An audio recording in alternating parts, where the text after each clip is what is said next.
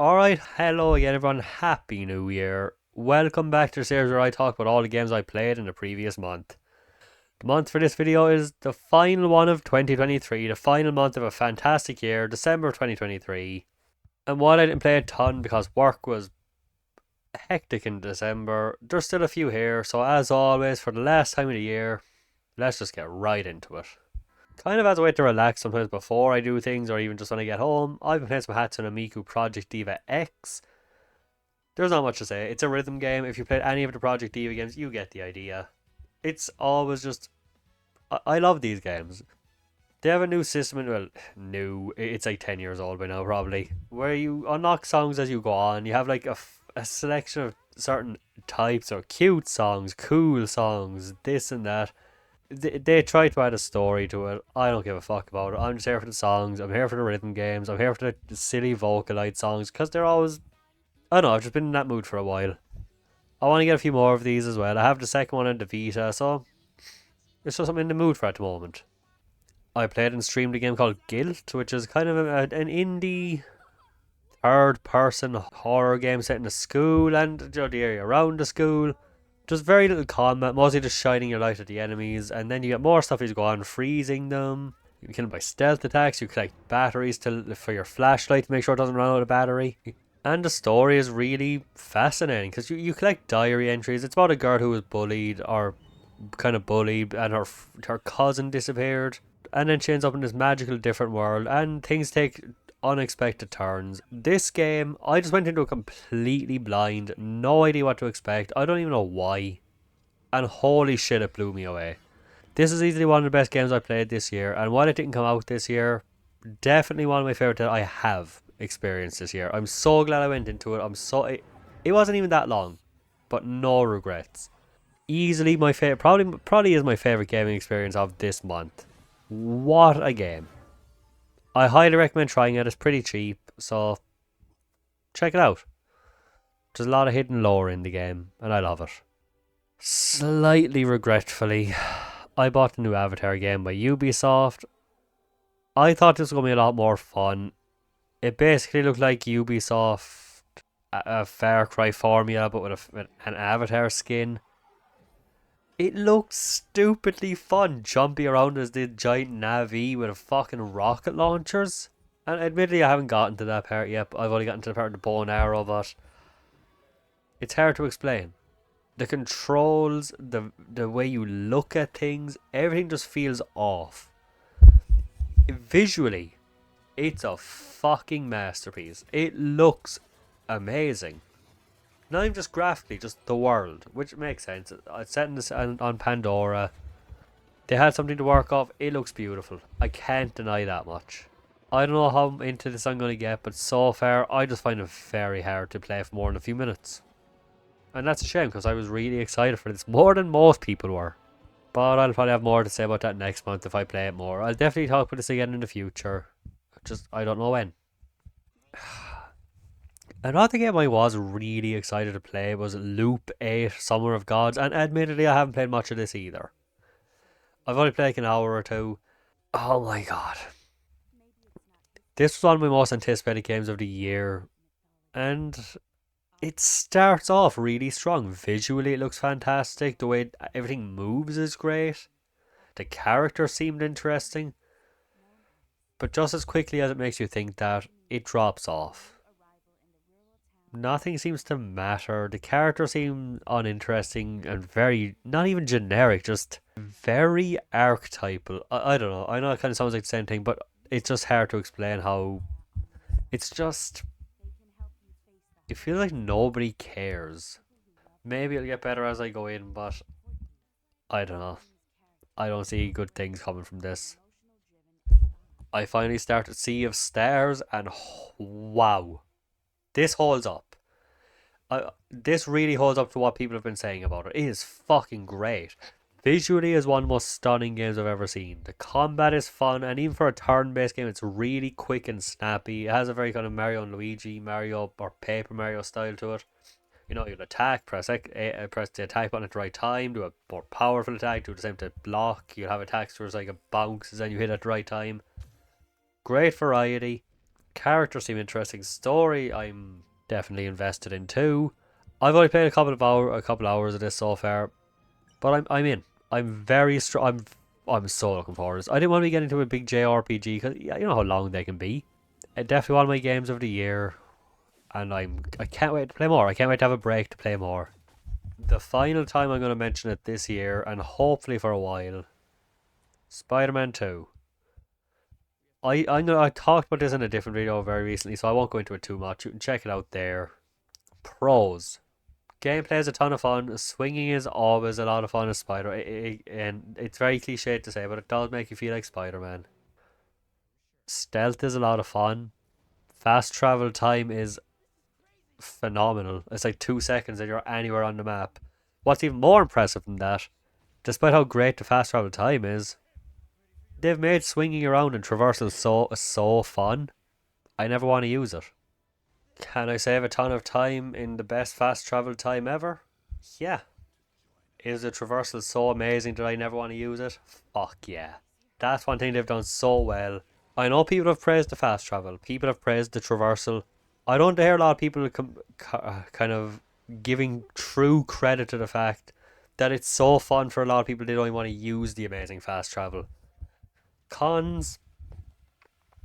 Story is unfocused and uninteresting to me.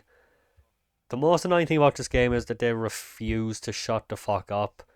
Even to the point of talking to a character, swinging away and having them phone you right as you swing away. Like, oh, by the way, I forgot to mention. It's like, shut the fuck up. That's one thing I really appreciate about Sea of Stars, for example.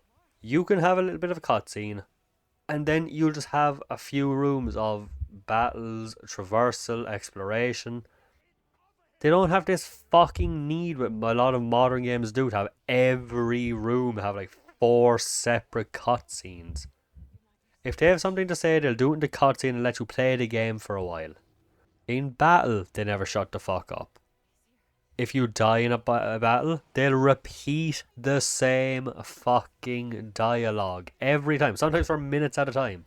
Even sometimes you're just starting off trying to do a stealth section, you're thinking, okay, how will I tackle this? Who will I go for first? Like, and then they'll yap on about some nonsense. I just hate the fact that you can't shut the fuck up for 2 minutes, as probably a lot of modern games have, especially Insomniac games. And the fact that, as far as I can tell, there's no way to turn off. People have said there is, but I can't find it. You can't turn off the forced hints. You know, you'll be swinging around and you let go, like, by the way, you're like 14 hours in. Hey, by the way, do you know I can press R2 to swing? Wow, thanks. I've compared it to a Call of Duty game telling you how to shoot 12 hours in. A platformer telling you how to jump 7 hours in. The amount of times I've been told I can press triangle in the sky to use my web wings or down to heal is fucking insufferable. And they really do just treat you like you have memory problems. And they force it. But yeah, that's it. Overall, I would give Spider-Man 2 a 4 or a 5 out of 10. It makes me appreciate Miles Morales, the game, more. Because I love Spider-Man 1 on PS4. Favourite game of the year. One of my favourite PS4 games. At least Miles Morales helped me temper my expectations for this piece of crap. Slight exaggeration, but I don't like it. In fact, I really don't like it. I also don't like Danica. She sucks. And that drags it down too. I also started playing a mobile game called Reverse 1999. It's a gacha game, mobile, tactical, kind of turn-based card thing. So far, I'm genuinely fascinated by it. It's fully voice acted, which is nice, because I hate just sitting there, because you know how mobile games can be. You're not expecting a great story. So having to read it, that's an extra obstacle for me when it comes, like, it's like watching something with subtitles over watching it with, like, dubbed. If you like it, you might be fine, but if it's not something you're fascinated by, it's an extra hurdle. So having to read can be an extra hurdle if you don't like it that much. But I'm loving it. The music is amazing, which is actually how I got into this game. The song Unexpected Storm is just fucking beautiful.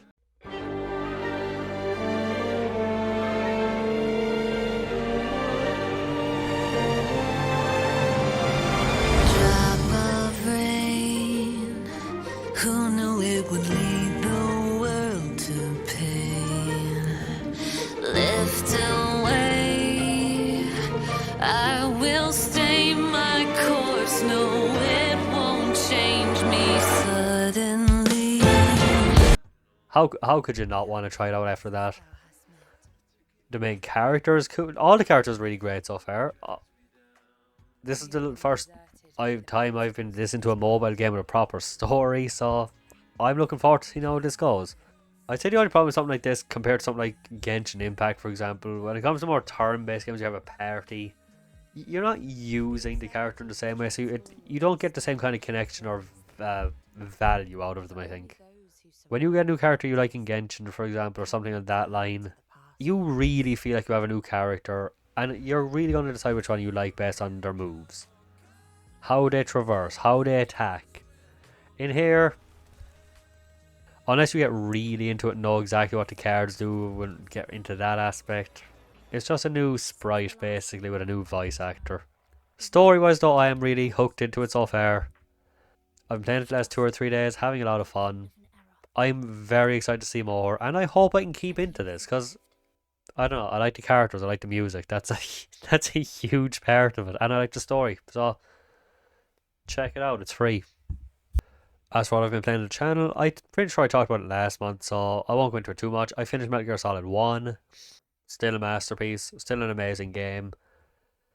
Yeah, the remaster collection is a bit lazy in ways, but it's still great to be able to play on PS4 with trophy support.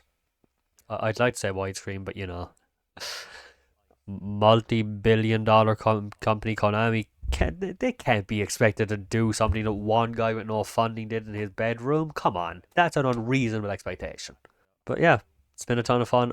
Always love going back to it. It's a classic for a reason.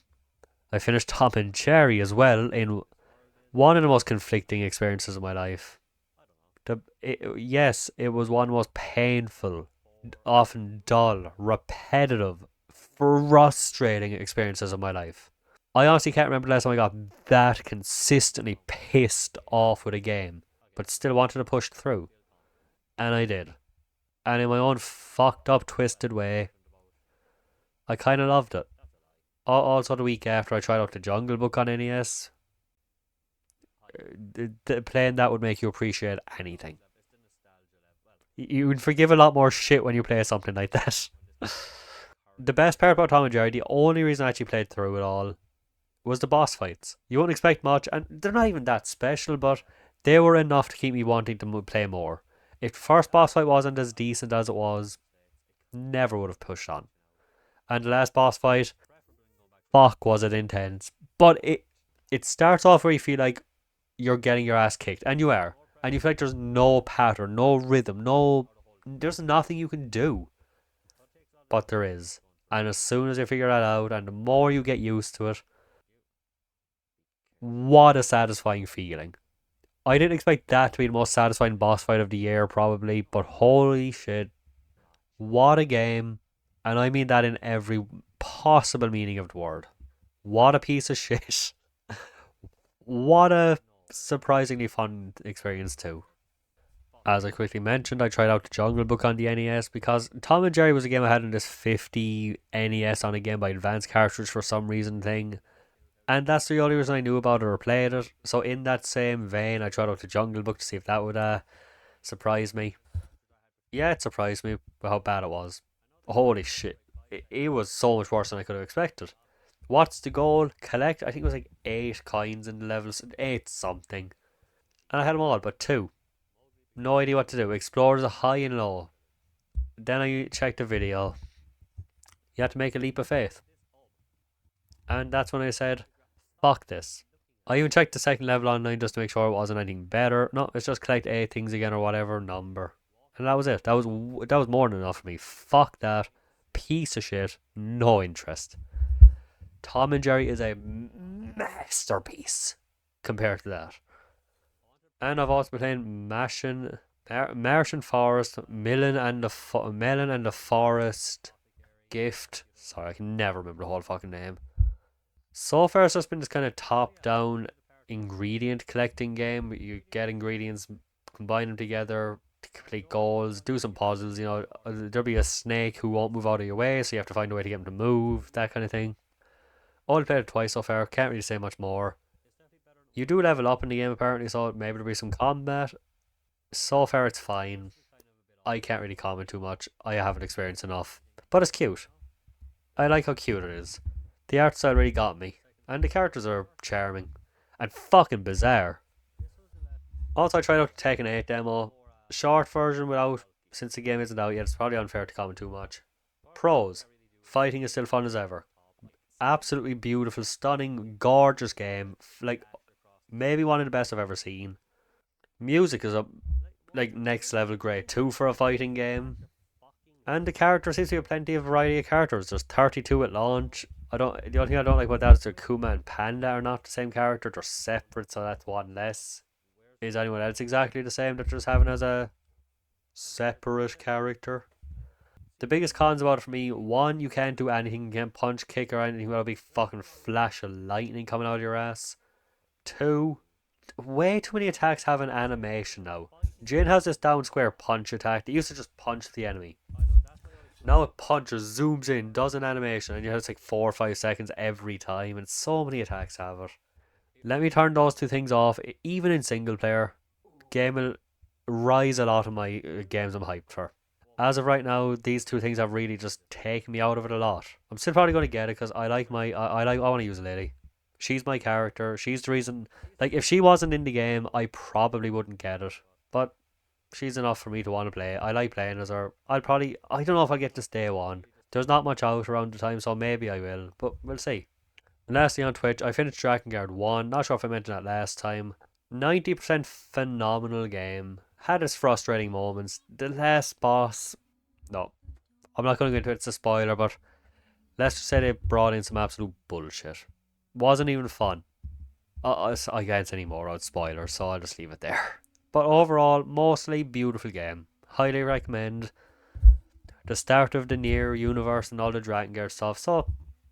I'm glad I finally got into it. After that, not too much yet, because like I said, it's been busy, haven't had much time. I've been playing Tales of Graces on Twitch as well. My favourite Tales game by far, the first one I played, my favourite in terms of character design alone. I love the look of this game. It's been a joy to go back to. It's an absolute pleasure to go back to.